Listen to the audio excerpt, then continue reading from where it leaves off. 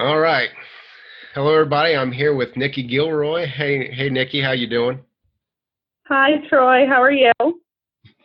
Hope you're doing well. For Yep. those, for those who don't know you, can you tell us a little bit about yourself? Okay. So I am on the Home Health Section Practice Committee that's run by Ken Miller. I've been on there probably about approximately the past 2 years, and even active with the Home Health Section before that. Basically, I am a home health clinician since 2005 and a manager since 2011 for a medium-sized agency located in Westchester, PA. Well, thank you for all the all the work you've been doing behind the scenes, and that kind of leads me to why we kind of brought you on today. So you've worked on the medical necessity tool with some others. Is that correct? Yes. Ken kind of tasked us to kind of do a Medicare meeting medically necessity tool. I guess they call it a toolbox, a toolkit with a whole bunch of scenarios, patient examples. It was a whole bunch of us, probably around 5 different individuals who collaborated on this for Yeah. a couple months. Yeah, looking at it, I mean, it's very all inclusive, and it looks like a lot of work went into it. I was very impressed with the Yeah. tool itself. Thank you. Thank you. So it looks like Ken and you and Tommy Dean and Jamie Lowy, who always seems to pop up everywhere, and Marissa Cruz and Stephen Palmer. Yes. Yep.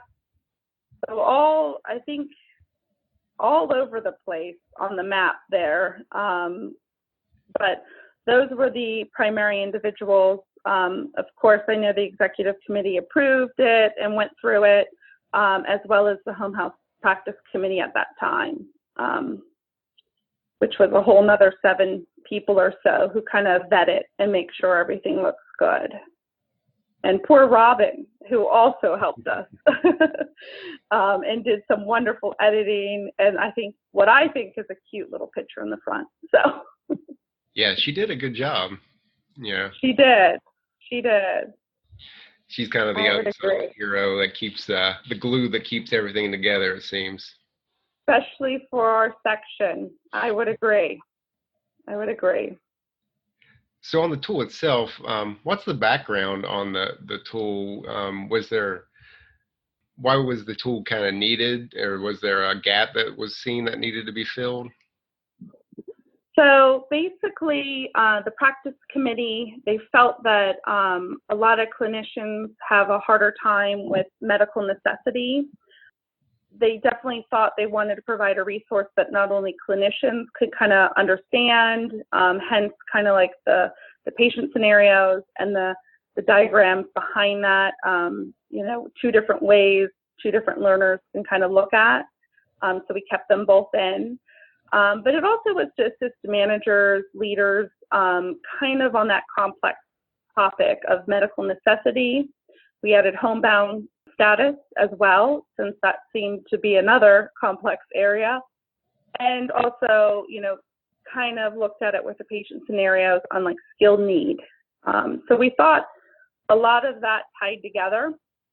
And we thought a lot of people would appreciate kind of a resource and kind of a decision tree or algorithm on how to maybe walk through different patient scenarios that a clinician can experience, on how to kind of say, yes, I can document it this way, and I believe it would be a medically necessary for further skilled therapy to occur.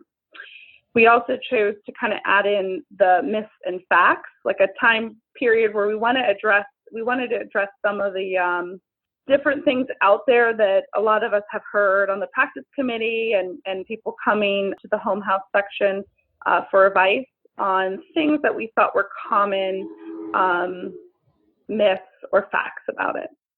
So that was kind of why this came about, and it as anything that we make, it grew and grew and grew. So this was a bigger one of ours. Yeah, I mean, looking at it, I think one of the strengths is that there is so much information in there. I mean, there's decision tree after decision tree on each different scenario, Yeah. and it almost covers any kind of scenario, especially any kind of complex scenario that you may run into. Yeah. So it really seems like the clinician that this is aimed at is like the new and the more seasoned clinician as well. Yes. And I think even some of my more experienced clinicians got some value out of it. This is something that I definitely encourage people to look at. And I think they all get some benefit out of it, whether it's a silly myth that they thought there was a therapy LUPA, or they don't understand some of that payment and how we get paid reasons, or just a harder concept of, okay, when is it unskilled therapy? So hopefully that does it for everybody. And I know our talk is to kind of speak about that, as well as kind of bring up more of the documentation piece, and kind of identify areas to kind of strengthen, whether it's via your documentation for when it goes through audits at some point, or just to kind of feel a little stronger about, when do we stop care? When is it really needed? That type of decision. Yeah, looking at the myths, I think I've heard every one of these at some point in my career. Yep. Hopefully we encompassed all of them, although, you never know. We'll have to, do some more as newer regulations come out and more myths come out. But I thought that was a piece that Marissa Cruz did, with all of us kind of looking and adding to it as I think as a manager, that's one of the biggest things, or even just being on the home health practice committee or going out to combined sections, you're hearing all these different stuff that really has no factual basis, or partly does, but when you read the regulations, you understand it a bit better. So that's why we kind of put a lot of the lingo besides that, where we found the source document. One of the things I like about what the home health section does, and you kind of alluded to this a minute ago, is so now we have this tool out here, and we're also going to talk about it at CSM this coming year. Is that right? Yes. Yep. And obviously you're going to be part of that, and I think the whole team is pretty much going to be part of that too as well. Is that correct? Yeah. So it'll be myself, Tommy Dean, Jamie Lowy, Marissa Cruz, Steve Palmer, and then we did add Ellen Strunk on there as well.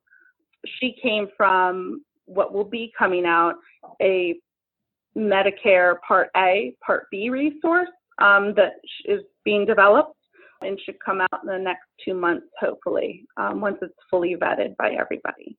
But we added her on to kind of bring in that whole piece of the Med A and Part B, and when is it Part B in home, and when is it Part A, and all of that fun stuff that, a lot of clinicians run across nowadays too.